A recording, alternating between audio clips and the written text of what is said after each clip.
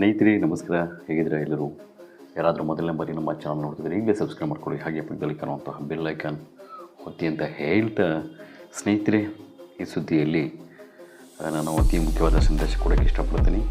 ಅದು ಕೇವಲ ಯಾರೆಲ್ಲ ನೀವು ಯಾವುದೇ ಒಂದು ದೇವಸ್ಥಾನದ ಅಕ್ಕಪಕ್ಕದಲ್ಲಿದ್ದೀರಾ, ಇಲ್ಲ ಆ ದೇವಸ್ಥಾನದ ಬೀದಿಯಲ್ಲಿದ್ದರೆ ತುಂಬ ಕಟ್ಟುನಿಟ್ಟಾಗಿ ಎಚ್ಚರದಿಂದ ಇರಬೇಕಾಗುತ್ತದೆ. ಯಾಕೆಂದರೆ ಸುಮಾರು ಜನರಿಗೆ ಕೆಲವು ದೇವತೆಗಳ ಒಂದು ಸ್ಪರ್ಶ ಆಗ್ಬೋದು, ಅವರ ನೋಟ ತಕ್ಷಣ ಯಾರಾದರೂ ಕಾಣಿಸ್ಕೊಂಡು ನೇರವಾಗಿ ನೋಡಿರೋವ್ರಿಗೆ ತುಂಬಾ ಅನಾಹುತಗಳಾಗಿದ್ದಾವೆ. ಕೆಲವು ಜನ ಪ್ರಾಣಿಗಳೇ ಕಳ್ಕೊಂಡಿದ್ದಾರೆ. ಹಾಗಾಗಿ ಎಚ್ಚರದಿಂದ ಇರಿ ಅನ್ನೋ ಅಂತ ಶಕ್ಕೆ ನಾನು ಸುದ್ದಿ ಮಾಡಿದ್ದೀನಿ. ನಿರ್ಲಕ್ಷ್ಯ ಬೇಡ. ಇವೆಲ್ಲ ಇನ್ನೂ ನಂಬಬೇಕಾ ಹಾಗೆ ಹೀಗೆ ಅಂಥೇಳಿ ನಿಮ್ಮ ಕರ್ಮ, ಅದು ನಾನು ಏನೂ ಮಾಡೋಕ್ಕಾಗಲ್ಲ. ಇರೋ ಸುದ್ದಿ ಹೇಳಬೇಕನ್ನಿಸ್ತಿದೆ, ಮಾಡಿದ್ದೀನಿ. ಸ್ನೇಹಿತರೆ, ಅದು ಏನಂದರೆ, ಯಾವುದೇ ಒಂದು ಮಾತೆಯ ದೇವಸ್ಥಾನಗಳಾಗ್ಬೋದು, ಗಂಗಮ್ಮ, ಮಾರಮ್ಮ, ಎಲ್ಲಮ್ಮ ಅಂಥೇಳಿ, ಬಾತ್ಕೋಟಮ್ಮ ಅಂಥೇಳಿ ಈ ಥರ ದೇವತೆಗಳಾಗ್ಬೋದು, ಇಲ್ಲ ಪುರುಷರ ದೇವಸ್ಥಾನಗಳು, ಆಂಜನೇಯ ಸ್ವಾಮಿ ದೇವಸ್ಥಾನಗಳಾಗ್ಬೋದು, ರಾಘವೇಂದ್ರ ಸ್ವಾಮಿ ದೇವಸ್ಥಾನ ಆಗ್ಬೋದು, ಬೇರೆ ಯಾವುದೇ ಒಂದು ದೇವಸ್ಥಾನ, ನರಸಿಂಹಸ್ವಾಮಿ ದೇವಸ್ಥಾನ ಆಗ್ಬೋದು, ವೆಂಕಟರಾಮ ಸ್ವಾಮಿ ದೇವಸ್ಥಾನ ಆಗ್ಬೋದು, ಯಾವುದೇ ದೇವಸ್ಥಾನಗಳಿದ್ರೂ ದೇವಸ್ಥಾನದಲ್ಲಿ ಇರುವಂಥ ಬೀದಿಗಳಲ್ಲಿ ಇರುವಂಥ ಜನರು ತುಂಬ ಎಚ್ಚರದಿಂದ ಇರಬೇಕು. ಯಾವಾಗಂದರೆ ಅವಾಗ ರಾತ್ರಿ ಹೊತ್ತಲ್ಲಿ, ಮಧ್ಯರಾತ್ರಿ 12 ಗಂಟೆಯಲ್ಲಿ, 3 ಗಂಟೆಯಲ್ಲಿ ಓಡಾಡೋದು ಆಗ್ಬೋದು, ಆ ಕಡೆಯಿಂದ ದೇವಸ್ಥಾನಗಳ ಕಡೆಯಿಂದ ಬರುವ ಇದ್ದರೆ ಸ್ವಲ್ಪ ಎಚ್ಚರದಿಂದ ಇರಿ ಅಂತ ಹೇಳೋಕ್ಕೆ ಸುದ್ದಿ ಮಾಡಿದ್ದೀನಿ. ಯಾಕಂದರೆ ಸುಮಾರು 12 ಗಂಟೆಯಿಂದ ಬೆಳಗಿನ ಜಾವವರೆಗೂ ದೇವಸ್ಥಾನಗಳಲ್ಲಿ ಜನ ಯಾರೂ ಓಡಾಡಲ್ಲ, ಪ್ರವೇಶ ಮಾಡಲ್ಲ ಅನ್ನೋ ಸಂದರ್ಭಗಳಲ್ಲಿ ಕೆಲವು ದೇವಸ್ಥಾನಗಳಲ್ಲಿ ಇರುವಂತಹ ದೇವಶಕ್ತಿ ಓಡಾಡುತ್ತಾ ಇರುತ್ತೆ. ಆ ಓಡಾಡುವ ಸಂದರ್ಭದಲ್ಲಿ ಅವರು ತುಂಬ ಆರಾಮಾಗಿ, ಫ್ರೀಯಾಗಿ, ಯಾರು ಜನ ನೋಡದಿರೋ ಸಂದರ್ಭದಲ್ಲಿ ಓಡಾಡೋದಿರುತ್ತೆ. ಆ ದೇವಸ್ಥಾನದ ಸುತ್ತಮುತ್ತ ಆಗ್ಬೋದು, ಆ ದೇವತೆಗಳ ಇಷ್ಟವಾಗುವಂತಹ ಆ ದೇವಸ್ಥಾನದ ಸುತ್ತಮುತ್ತ ಇರುವಂತಹ ಒಳ್ಳೆಯ ನಿಷ್ಠಾವಂತರಾಗಿ ತುಂಬ ಚೆನ್ನಾಗಿರುವ ಜಾಗದಲ್ಲಿ ಓಡಾಡೋದು ಸಹಜವಾಗಿರುತ್ತೆ. ಯಾಕಂದರೆ ಕೆಲವು ಗಮನಿಸಿ, ನೀವು ಸುಮಾರು ದೇವಸ್ಥಾನಗಳಲ್ಲಿ ಯಾರಿಗೂ ಆಗಲಿ 11, 10, 11 ಗಂಟೆ ಆದರೆ ಮಲಗೋಕ್ಕೂ ಬಿಡಲ್ಲ, ಇರೋಕ್ಕೂ ಬಿಡಲ್ಲ. ಬೇಗ ಹಾಕಿದರೆ ಬೆಳಗಿನ ಜಾವ ಮತ್ತು ಬೆಳಗ್ಗೆ 6 ಗಂಟೆವರೆಗೂ ತೆಗೆಯಲ್ಲ. ಇದಕ್ಕೆಲ್ಲ ಮುಖ್ಯ ಕಾರಣ ಇದೇ ಇರುತ್ತೆ. ಯಾಕೆ ಅಂತ ಹೇಳಿದ್ರೆ, ಸುಮಾರು ದೇವಸ್ಥಾನಗಳಲ್ಲಿ ದೇವತೆಗಳ ಓಡಾಡೋದ್ರಿಂದ ಕೆಲವರು ನೋಡಿರೋರು ಪ್ರಾಣದಿಂದ ಇವತ್ತು ಪ್ರಪಂಚದಲ್ಲಿಲ್ಲ. ಆ ರೀತಿ ಇರುತ್ತೆ. ತುಂಬ ಭಕ್ತಿಯಿಂದ ಇದ್ದು ನಿಷ್ಠಾವಂತರಾಗಿ ದೇವರ ಸೂತ್ರಗಳು ಹೇಳ್ಕೊಂಡು ತುಂಬ ಪವಿತ್ರವಾಗಿರೋರು ಮಾತ್ರ ನೋಡಿ ಅವ್ರಿಗೇನು ತೊಂದರೆ ಆಗದೆ ಬದುಕಿದ್ದಾರೆ ಹೊರತು, ಸಾಮಾನ್ಯ ಜನರು ಯಾರಾದರೂ ನೋಡಿದರೆ ಯಾರೂ ಇವತ್ತು ಬದುಕು ಉಳಿದಿಲ್ಲ. ಹಾಗಾಗಿ ಪ್ರತಿಯೊಬ್ಬರು ಯಾರೇ ಆಗಲಿ ದೇವಸ್ಥಾನಗಳನ್ನು ಹೊಂದಿರುವಂತಹ ಆ ಬೀದಿಗಳಲ್ಲಿ ಇರುವಂಥವ್ರು ಯಾವಾಗಂದರೆ ಅವಾಗ ಮಾಮೂಲಿ ನಿಮ್ಮ 10-11 ಗಂಟೆವರೆಗೂ ಓಡಾಡಿ ಪ್ರಾಬ್ಲಮ್. 11 ಗಂಟೆ ದಾಟಿದ ಮೇಲೆ ಮಧ್ಯರಾತ್ರಿ 12 ಗಂಟೆ, 1 ಗಂಟೆ, 2 ಗಂಟೆಗಳಲ್ಲಿ ನಿಮ್ಮದು ಆ ಕಡೆ ಓಡಾಟ ಇದ್ದರೆ ಎಚ್ಚರದಿಂದ ಓಡಾಡಿ ಅನ್ನುವ ನನ್ನ ಸಂದೇಶ ಕೊಡ್ತಿದ್ದೀನಿ. ಯಾಕಂತ ಹೇಳಿದರೆ, ದೇವತೆಗಳ ಓಡಾಡೋದರಿಂದ ಕೆಲವೊಂದು ನೀವು ಒಂಥರ ಪವಿತ್ರವಾಗಿ ಕ್ಲೀನಾಗಿರೋದಿಲ್ಲ, ಇಲ್ಲ ಭಯಸ್ಥರಾಗಿದ್ದರೆ ಏನೋ ಒಂಥರ ಯಾರೋ ದೇವಾನ ಅಂತ ಅಂದ್ಕೊಳ್ಳೋದು, ಭಯಪಡೋದು ಇವೆಲ್ಲ ಆಗ್ತವೆ. ಸ್ನೇಹಿತರೆ, ಇದಕ್ಕೆ ಮುಖ್ಯ ಕಾರಣ ಸುದ್ದಿಗೆ ಏನಂದರೆ, ಸುಮಾರು ಜನರ ನಾನು ಅವರ ಇಚ್ಛೆಗಳಿಂದ, ಅವರ ಅನುಭವಗಳನ್ನು ತಗೊಂಡು ಈ ಸುದ್ದಿ ಮಾಡಿದ್ದೀನಿ. ಸ್ನೇಹಿತರೆ, ಒಂದು ಏರಿಯಾದಲ್ಲಿ ಒಂದು ರಸ್ತೆ ಇರುತ್ತೆ. ಸುಮಾರು ಒಂದು 600 ಮೀಟ್ರ್, 500 ಮೀಟ್ರ್ ಅಷ್ಟು ಡಿಸ್ಟೆನ್ಸ್ಲಿ ಒಂದೇ ರಸ್ತೆ ಇರುತ್ತೆ. ನೇರವಾಗಿ ಈ ಕಡೆಯಿಂದ ಆ ಕಡೆಯಿಂದ ನಿಂತ್ಕೊಂಡ್ರೆ ಕಾಣಿಸೋ ಥರ ಇರುತ್ತೆ. ಆ ಸಂದರ್ಭದಲ್ಲಿ ಏನಾಗುತ್ತೆ ಅಂದರೆ, ಒಬ್ಬ ವಿದ್ಯಾರ್ಥಿ ಓದ್ತಾ ಇರ್ತಾನೆ. ಎಕ್ಸಾಮ್ ಪರೀಕ್ಷೆ ಸಂದರ್ಭದಲ್ಲಿ ಓದ್ತಿರ್ತಾನೆ. ಮಾಡಿ ಮೇಲೆ ಕೂತ್ಕೊಂಡು ಓದುವ ಸಂದರ್ಭದಲ್ಲಿ ಸುಮಾರು 12:30, 1 ಗಂಟೆ ಆಗಿರುತ್ತೆ. ಆ ರಸ್ತೆಯಲ್ಲಿ ಮೊದಲು ತುದಿಯಲ್ಲಿ ಒಬ್ಬ ಮಹಿಳೆ ಒಳ್ಳೆಯ ಒಡವೆ ಹಾಕ್ಕೊಂಡು ಬಳೆಗಳೆಲ್ಲ ಕೈ ತುಂಬ ಬಳೆಗಳು ಹಾಕ್ಕೊಂಡು, ಮೈ ತುಂಬ ಬಂಗಾರದ ಒಡವೆಗಳದ್ದು ಹಾಕ್ಕೊಂಡು, ಬಿಳಿ ಬಣ್ಣದ ಸ್ಯಾರಿ ಹಾಕ್ಕೊಂಡು ಅವರ ಮನೆ ಮುಂದೆ, ಆ ಹುಡುಗ ವಿದ್ಯಾರ್ಥಿ ಓದ್ತಿರ್ತಾನಲ್ವ, ಮನೆ ಮುಂದಿನಿಂದ ಹೋಗ್ತಾಳೆ. ಹೋಗ್ತಾ ಇರ್ತಾನೆ. ಇವನು ವಿದ್ಯಾರ್ಥಿ ಓದ್ತಾ ಯಾರೋ ನೆಂಟ್ರೇನೋ ಇಷ್ಟೊತ್ತಲ್ಲಿ ಓಡಾಡ್ತಿದ್ದಾರೆ, ಯಾರೋ ಮನೆಗೆ ಬಂದಿರ್ಬೋದು ಅಂತೇಳಿ ಗಮನ ಹಾಕಲ್ಲ. ಹೋಗ್ತಾಳೆ ಆ ಮಹಿಳೆ. ಹೋಗಿ ತದನಂತರ ಆ ಕೊನೆಯ ತುದಿಯಲ್ಲಿ ಒಳಗಡೆ ಒಂದು ರಸ್ತೆ ಇರುತ್ತೆ, ಒಂದು ಸಂದಿ ಥರ. ಆ ಸಂದಿ ಒಳಗಡೆ ಹೋಗ್ತಾಳೆ, ಟರ್ನ್ ಆಗ್ತಾಳೆ. ಅಲ್ಲಿ ಒಂದು ದೊಡ್ಡ ಬೇವಿನ ಮರ ಇರುತ್ತೆ. ಆ ಬೇವಿನ ಮರ ತುದಿ ಆ ಕಡೆ ಹೋಗ್ತಾಳೆ. ಒಂದು ಮನೆ ಹಿಂದ್ಗಡೆ. ಆ್ಯಕ್ಚುಲಿ ಆ ಏರಿಯಾ ಬಂದ್ಬಿಟ್ಟು ಲಾಸ್ಟ್ ಬಿದಿ ಏರಿಯಾ. ಅಲ್ಲಿ ಒಂದು ತುದಿಯಲ್ಲಿ ಕಾಣಿಸ್ಕೊತಾಳೆ. ಅಲ್ಲಿ ಇದು ಕಾಣಿಸ್ಕೊಂಡು ಡೌನ್ಗೆ ನಡ್ಕೊಂಡು ಹೋಗ್ತಾಳೆ. ಇನ್ನೊಂದು ತುದಿಯಲ್ಲಿ ಆ ಒಂದು ಚಿಕ್ಕದು ಸಂದಿಗಳಂತಾರಲ್ವ, ಆ ಚಿಕ್ಕ ದಾರಿಯಲ್ಲಿ ಬೇವಿನ ಮರ ಇರುತ್ತೆ ಹಿಂದ್ಗಡೆ. ಸ್ವಲ್ಪ ಒಂದು 50 ಮೀಟ್ರ್ ಒಳಗಡೆ ಹೋದರೆ ಬೇವಿನ ಮರ ಇರುತ್ತೆ. ಅಲ್ಲಿ ಟರ್ನ್ ಆಗ್ತಾಳೆ. ಇವನು ನೋಡ್ತಾನೆ, ಓದ್ತಾ ನೋಡ್ತಾನೆ.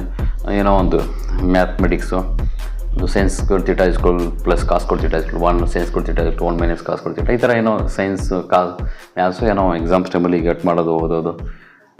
ಟ್ಯಾನ್ ಥೀಟಾ ಇಸ್ಗಳು ಸೈನ್ ಥೀಟಾ ಬೇಕಾದ ಕಾಸ್ ಥೀಟಾ, ಕಾನ್ ಥೀಟಾ ಇಸ್ಗಳು ಕಾಸ್ ಥೀಟಾ ಸೈನ್ ಥೀಟಾ, ಈ ಥರ ಏನೋ ಒಂದು ಮ್ಯಾಥ್ಸ್ ಓದ್ಕೊಂಡು ಅವತ್ತು ತುಂಬ ಮ್ಯಾಥ್ಸು ಮೈಂಡಿಗೆ ಹಾಕೋಬೇಕಾದ್ರೆ ಫುಲ್ ಕಾನ್ಸಂಟ್ರೇಷನ್ ಇರಬೇಕು.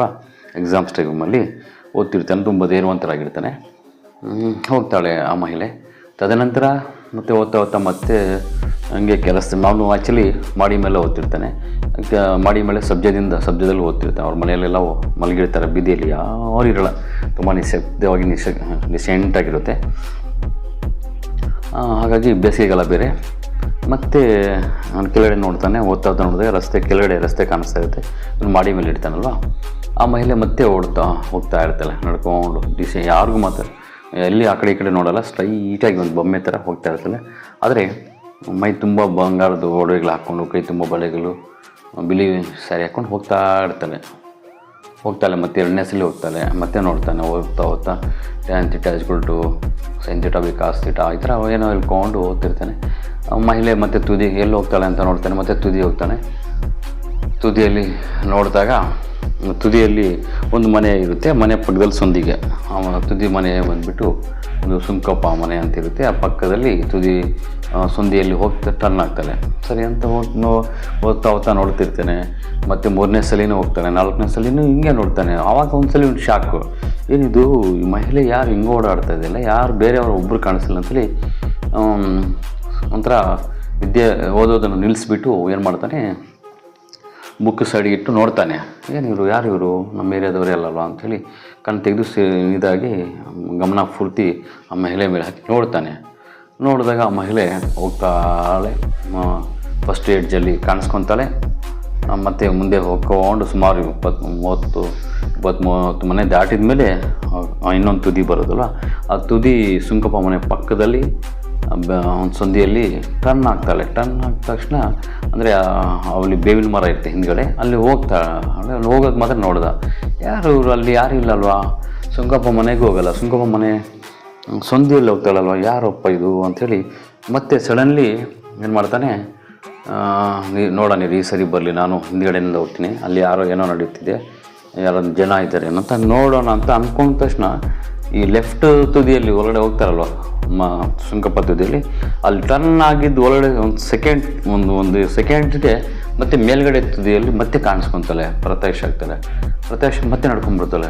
ಏನಿದು, ಇಲ್ಲಿ ಲೆಫ್ಟ್ ಸೈಡಲ್ಲಿ ಒಳಗಡೆ ಹೋಗಿದ್ದು ನೋಡಿದೆ, ಹಿಂಗೆ ಹೋಗೇ ಇಲ್ಲ, ಮೇಲ್ಗಡೆಯಿಂದ ಬರ್ತಾಳೆ ಅಂಥೇಳಿ ಮತ್ತೆ ರೈಟ್ ಸೈಡಿಂದ ಇವ್ರ ಮನೆ ಮುಂದೆ ಬರ್ತಾ ಇರ್ತಾಳೆ. ಒಂದು 5-6 ಮನೆಯಿಂದ ಮುಂದೆ ದಾಟ್ಕೊಂಡು ಬರ್ತಾ ಇರ್ತಾಳೆ. ಸಡನ್ಲಿ ಇವ್ರ ಮನೆ ಮುಂದೆ ಪಾಸ್ ಆಗ್ತಾಳೆ. ಇನ್ನು ಭಯ ಶುರುವಾಯಿತು. ಯಾಕಂದರೆ ಅಲ್ಲಿ ಒಳಗಡೆ ಲೆಫ್ಟ್ ಟರ್ನ್ ಆಗ್ದ ತಕ್ಷಣ ಈ ರೈಟ್ ಮತ್ತೆ ನಮ್ಮ ವಾಪಸ್ ಬರಲೇ ಇಲ್ಲ. ಅದೇ ಮಹಿಳೆನೇ ಮತ್ತೆ ರೈಟ್ ಸೈಡಿಗೆ ಬಂದುಬಿಟ್ಟಿದ್ದಲ್ಲ, ರೈಟ್ ಸೈಡಿಂದ ಎಡ್ಜಿಂದ ತಿರ್ಕೊಂಡು ಬರ್ತಾ ಇದ್ದಲ್ಲ. ಯಾರಪ್ಪ ಇದು, ಏನಪ್ಪ ಇದು ಅಂಥೇಳಿ, ಇನ್ನು ಸೇಮ್ ಇವರೇ ಇನ್ನೊಬ್ಬ ಮಹಿಳೆ ಇದ್ದಾರಾ ಅಂಥೇಳಿ ಒಂಥರ ಭಯದಿಂದ ನೋಡ್ತಾನೆ. ಅದೇ ಮಹಿಳೆನೇ ಮುಂದೆ ಇವ್ರ ಮನೆ ನಡ್ಕೊಂಡು ಬರ್ತಾ ಇರ್ತಾಳೆ. ಇವ್ರ ಮನೆ ಮುಂದೆನೂ ಪಾಸ್ ಆಗ್ತಾಳೆ. ಮನೆ ಮುಂದೆ ಪಾಸಾಗಿ ಒಂದು 7-8 ಮನೆಗಳು ದಾಟ್ಕೊಂಡ್ಮೇಲೆ ಆ ತುದಿ ಬರೋದು, ಲೆಫ್ಟ್ ಸೈಡ್ ಸುಂಕಪ್ಪ ಮನೆ ತುದಿ, ಬೇವಿನ ಮರ ಇರುತ್ತಲ್ವ, ಟರ್ನ್ ಆಗೋದುವರೆಗೂ ನೋಡ್ತಾನೆ, ಗಮನ ಇಟ್ಕೊಂಡು ನೋಡ್ತಾನೆ. ಅಲ್ಲಿ ಒಳಗಡೆ ಆ ಸಂದಿಯಲ್ಲಿ ಸುಮ್ಮನೆ ಒಳಗಡೆ ಹೋಗ್ತಾಳೆ. ಸೆಕೆಂಡ್ಸ್ 2 ಸೆಕೆಂಡ್ಸ್ 3 ಸೆಕೆಂಡ್ಸ್ಗೆ ಮತ್ತೆ ರೈಟ್ ಸೈಡ್ ಎಡ್ಜಲ್ಲಿ ಕಾಣಿಸ್ಕೊತಾಳೆ. ಆವಾಗ ಭಯ ಬಿದ್ದುಬಿಟ್ಟು ಇದ್ಯಾ ಮನುಷ್ಯ ಅಲ್ಲಪ್ಪೋ ದೆವ್ವನೇನೋ ಅಂದ್ಕೊಂಡು ತುಂಬ ಯಾರೋ ದೆವ್ವ ಓಡಾಡ್ತಾ ಇದ್ದೀನಿ ಅಂಥೇಳಿ ಆ ಮಹಿಳೆ ಎಲ್ಲಿ ನೋಡ್ತಾಳೆ ಅಂಥೇಳಿ ಭಯ ಬಿದ್ದುಬಿಟ್ಟು ಸೈಲೆಂಟ್ ಕುತ್ಕೊಂಡಿರ್ತಾನೆ. ಸಬ್ಜಾ ಮೇಲ್ಗಡೆ ಓದ್ತಾ ಇರ್ತೀನಲ್ವಾ. ಸಡನ್ಲಿ ಇವ್ರ ಮನೆಯಿಂದ ಪಾಸಾಗಿ ಇನ್ನೂ 8 ಮನೆಗೆ ದಾಟ್ಕೊಂಡು ಹೋಗಬೇಕಲ್ವಾ. ಅಷ್ಟು ಹೋಗೋಕ್ಕೆ ಮುಂಚೆನೇ ಇನ್ನೇನು ಮಾಡ್ತಾನೆ, ಬುಕ್ ತೊಗೊಂಡು ಪಟ ಅಂತ ಜಂಪ್ ಮಾಡಿ ಮೆಟ್ಲಿಂದನೇ ಇಲ್ಲಿ ಎಲ್ಲ ಬದಲಾಗಿ ಸಬ್ಜಾಯಿಂದನೇ ಹಾಗೆ ಬಗ್ಗಿ ಫಿಲಿಮಲ್ಲಿ ಜಂಪ್ ಮಾಡ್ದಂಗೆ ಕೆಳಗಡೆ ಜಂಪ್ ಮಾಡಿಬಿಡ್ತಾನೆ. ಜಂಪ್ ಮಾಡಿ ಸಡನ್ಲಿ ಬಾಗಿಲು ತೆಗೆದು ಒಳಗಡೆ ಹೋಗಿ ಮಲಗ್ತಾನೆ. ಅವರಮ್ಮ ಅಪ್ಪ ಎಲ್ಲ ಅಂಥವ್ರೆಲ್ಲ ಮಲಗಿರ್ತಾರೆ. ಏನೂ ಎಬ್ಸಲ್ಲ, ಭಯದಿಂದ ಮಲಗಿಬಿಡ್ತಾನೆ. ಬೆಳಗ್ಗೆ ಎದ್ಬಿಟ್ಟು ಅಪ್ಪ ಅಮ್ಮನಿಗೆ ಹೇಳ್ತಾರೆ ಈ ರೀತಿ ನಡೀತು ರಾತ್ರಿ ಅಂತ. ತಕ್ಷಣ ಅವರು ಅಪ್ಪ ಅಮ್ಮನೂ ಹೇಳ್ತಾರೆ, ಎದುರುಗಡೆ ಮನೆಯವ್ರಿಗೂ ಎಲ್ಲ ಹೇಳ್ತಾರೆ. ಹೌದು, ಎದುರುಗಡೆ ಮನೆಯಲ್ಲಿ ಒಂದು ಅಜ್ಜಿ ಇರ್ತಾಳೆ. ಆ ಅಜ್ಜಿ ಹೇಳ್ತಾರೆ, ಹೌದಪ್ಪ ನನಗೂ ಈ ರೀತಿ ಫೀಲ್ ಆಗಿತ್ತು. ಮೊದಲು ಒಂದ್ಸಲಿ ನಾನು ನೋಡಿ ಅದು ದೆವ್ವ ಅಲ್ಲ, ದೇವತೆ, ಅದು ಗಂಗಮ್ಮ ದೇವತೆ, ತಾಯಿ ಓಡಾಡೋದು ಅಷ್ಟೇ. ನಾವು ನನಗೆ ನೋಡಿ ಜ್ವರ ಬಂದುಬಿಟ್ಟಿತ್ತು. 1 ತಿಂಗಳು ನೋಡಿದ್ಮೇಲೆ ಇನ್ನೊಬ್ಬ ನಮ್ಮ ಮನೆಯವ್ರಿಗೂ ಕಾಣಿಸ್ಕೊಂಡಿದ್ರು ಸುಮಾರು 10-15 ವರ್ಷದಿಂದ. ಆದರೆ ನಾವು ನೋಡ್ಬೋದು, ನಾವು ನೋಡಿರೋದನ್ನು ಆ ದೇವತೆ ಏನಾದ್ರು ನಮ್ಮನ್ನು ನೋಡಿದರೆ ನಾವು ಬದುಕ್ತಾ ಇರಲಿಲ್ಲ. ನಾನು ಬರೀ ಹತ್ತಿರದಿಂದ ನೋಡಿದ್ದೆ ಅಷ್ಟೇ. ತಿಂಗಳು ಜ್ವರ ಬಂದುಬಿಟ್ಟಿತ್ತು. ನಿನಗೂ ಕಾಣಿಸಿದಾಳೆ ಅಂದರೆ ನೀನು ತುಂಬ ಧೈರ್ಯವಂತ. ಬಟ್ ನೀನು ಏನೂ ಧೈರ್ಯ ಪಟ್ಟಿಲ್ಲ, ಈಗ ಆರಾಮಾಗಿದೆಯಾ. ಇನ್ಮೇಲೆ 12 ಗಂಟೆ ಮೇಲೆ ಆಚೆ ಮಾಡಿ ಮೇಲೆ ಏನು ಓದ್ಕೊಳ್ಳೋಕೆ ಹೋಗ್ಬೇಡಪ್ಪ ಅಂಥೇಳಿ ಬುದ್ಧಿ ಹೇಳ್ತಾರೆ. ಯಾಕಂದರೆ ಈ ಅಜ್ಜಿ ಎದುರುಗಡೆ ಅವರು ಆ ಥರ ನೋಡಿ ಸುಮಾರು 1 ತಿಂಗಳು ಜ್ವರದಿಂದ ಮಲಗಿದ್ರಂತೆ. ಮತ್ತು ಏನಾದರೂ ಹೆಚ್ಚು ಕಡಿಮೆ ಪ್ರಾಣ ಹೋಗಿದ್ರು ಹೋಗ್ಬೋದು. ಬಟ್ ಆ ದೇವತೆಯ ಕಣ್ಣು ಈ ಮಹಿಳೆಯ ಮೇಲೆ ಆಗಲಿ ಆ ಹುಡುಗನ ಮೇಲೆ ಬಿದ್ದಿಲ್ಲ. ಬಿದ್ದರೆ ಇಮಿಡಿಯೇಟು ಅವರು ಭೂಮಿ ಮೇಲೆ ಇರೋಲ್ಲ. ಯಾಕಂದರೆ ದೇವದೂತರುಗಳನ್ನು ಯಾರಾದರೂ ನೇರವಾಗಿ ದೇವಶಕ್ತಿಗಳನ್ನು ಪ್ರಪಂಚದಲ್ಲಿ ನೋಡೋದನ್ನು ನೋಡಿದರೆ ಆ ಶಕ್ತಿ ಪ್ರಪಂಚದಲ್ಲಿ ಇರೋಕ್ಕೆ ಆ ಮನುಷ್ಯರಿಗೆ ಬಿಡಲ್ಲ. ಇದೇ ರೀತಿಯಲ್ಲಿ ಒಂದು ಸಲ ಏನಾಗುತ್ತಂದರೆ ದೇವಸ್ಥಾನಕ್ಕೆ ಒಂದು ಒಳ್ಳೆ ಪವಿತ್ರ ಪವರ್ಫುಲ್ ದೇವಸ್ಥಾನಕ್ಕೆ ಹೋಗಿರ್ತಾರೆ. ಮಾರಮ್ಮ ಗುಡಿಗೆ ಹೋಗಿ ಮಂಗಳವಾರ ಹೋಗೋದಿರುತ್ತೆ.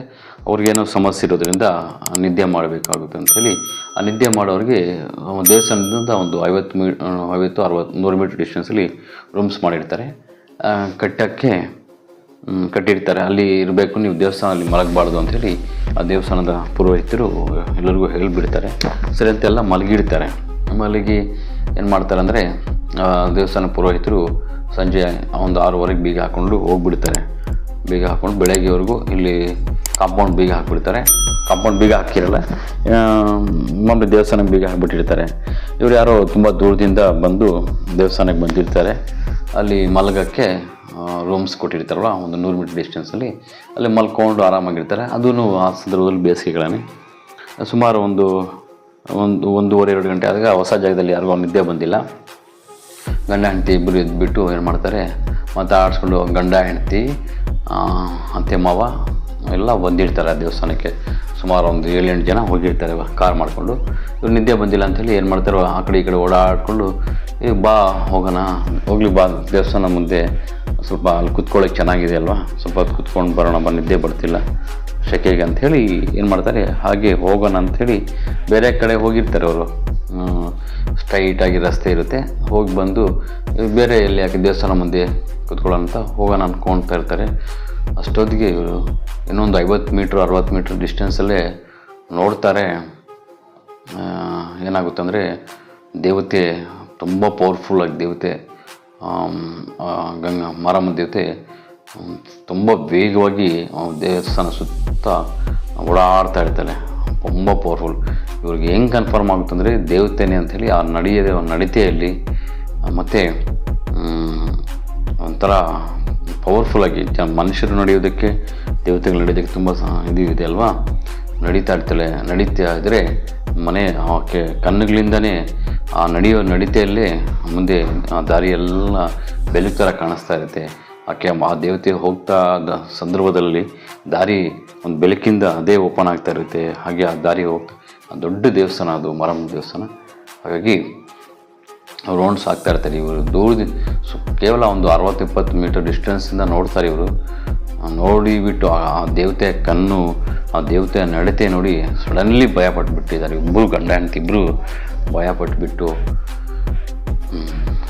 ಸಡನ್ಲಿ ನೋಡಿ ಸ್ವಲ್ಪ ಹೊತ್ತು ನೋಡಿ ಹೋಗಿ ಇವರು ನೋಡ್ತಾ ಇದ್ದಾಗ ಅವ್ರಿಗೇನು ಇಲ್ಲ, ಸಂತೋಷ, ಸ್ಟಾರ್ಟಿಂಗ್ ಸಂತೋಷ ಆಗಿದೆ.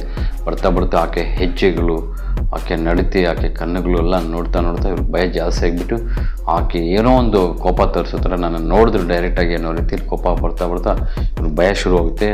ಈ ಒಂದು ವಸ್ತುವಿಗೆ ನಾವು ಹತ್ತಿರದಿಂದ ಬೆಂಕಿ ಇಟ್ಟಾಗ, ಸ್ವಲ್ಪ ದೂರ ಇದ್ದಾಗ ಲೈಟಾಗಿ ಶಾಖ ಬರ್ತಾ ಇರುತ್ತೆ. ಬರ್ತಾ ಶಾಖ, ಬೆಂಕಿ ಹೊಸ ಹತ್ತಿರ ಹೋಗ್ತಾ ಶಾಖ ಜಾಸ್ತಿ ಆಗಿಬಿಟ್ಟು ಹೆಂಗೆ ಕರ್ಗೋಗುತ್ತೋ ಆ ಥರ ಇವ್ರ ಭಯ ಜಾಸ್ತಿ ಆಗ್ತಾ ನಡ್ಕ ಶುರು ಆಗ್ಬಿಟ್ಟು ಓಡೋಗ್ಬಿಟ್ಟು ಕಂಬಳಿ ಹಾಕ್ಕೊಂಡು ಮಲಗಿಬಿಡೋ ಥರ ಮಲಗ್ತಾರೆ. ಬೆಳಗ್ಗೆ ಹೇಳ್ತಾರೆ ಅವ್ರಿಗೆ ತುಂಬ ಬೆಳಗ್ಗೆ ಎದ್ದು ಎಲ್ಲರೂ ಮಲಗಿರ್ತಾರೆ. ಇವ್ರ ಮಾತ್ರ ತುಂಬ ಜ್ವರ ಬಂದುಬಿಟ್ಟಿರುತ್ತೆ. ತಕ್ಷಣ ಅವರು ಯಾವ ಥರ ಅಂದರೆ ಸೀರಿಯಸ್ ಆಗಿಬಿಟ್ಟಿರುತ್ತೆ. ಹಾಸ್ಪಿಟ್ಲಿಗೆ ಕರ್ಕೊಳ್ಳೋಷ್ಟೊತ್ತಿಗೆ ಹಂಗೆ ಬೆಳಗ್ಗೆ ಪುರೋಹಿತರಿಗೆ ಹೇಳ್ತಾರೆ, ಸ್ವಾಮಿಗಳಿಗೆ ಈ ರೀತಿ ಆಗಿದೆ ಅಂದರೆ ಏನೂ ಬೇಡ, ಆ ದೇವತೆ ಭಂಡಾರ ಕೊಡ್ತೀವಿ ಅಂಥೇಳಿ ನಿಂಬೆಹಣ್ಣು ಭಂಡಾರ ಕೊಟ್ಟು ಕ್ಷಮಿಸ್ಬಿಡಮ್ಮ, ಇವರು ಹೆಂಗೋ ನೋಡಿಬಿಟ್ಟಿದ್ದಾರೆ, ನೀನು ಓಡಾಡ್ರ ಅಂಥೇಳಿ ಪೂಜೆಗಳು ಮಾಡಿಸಿ ಅಲ್ಲೇ ಮುಕ್ಕೊಂಡು 2 ದಿನ ಅಲ್ಲೇ ಇದ್ದು ಹೋಗಿದ್ದಾರೆ. ಈಗ ಆರಾಮಾಗಿದ್ದಾರೆ.